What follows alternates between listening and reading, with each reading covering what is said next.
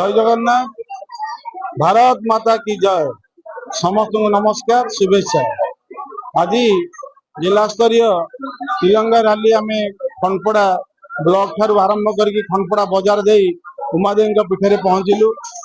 आज आम सांगे खंडपड़ार समस्त कॉलेज स्कूल छात्र छात्री मान सहित समस्त जनसाधारण माँ मौसी मैंने जोगद अद्भुतपूर्व रैली बहु संख्यार आज समस्त प्रशासनिक अधिकारी सांगे पुलिस प्रशासन आरंभ कर सांबादिक एवं ब्लॉक प्रशासन तहसिल प्रशासन समस्त सहयोग आज ए सुंदर कार्यक्रम आयोजन आज आयोजित तो मुझे निश्चित भाव में आशा रखी जो महापुरुष मान जो स्वाधीन संग्रामी मैंने बलि देते खंडपड़ा निर्वाचन मंडल नयागढ़ जिलावासी तरफ मु कहि धन्यवाद देवी एवं कृतज्ञता ज्ञापन करी से जो आज आम ढड़ा होचे। मुझे निश्चित भाव में आशा रखी अशीतम स्वाधीनता दिवस समस्त प्रेरणार उत्सव हो एवं आम यशस्वी प्रधानमंत्री नरेंद्र मोदी जो नारा देते माननीय यशस्वी मुख्यमंत्री मोहन चरण माझी जो नारा देते जे अगस्ट 9 तारिख क्रांति दिवस आरंभ कर अगस्ट 17 पर्यंत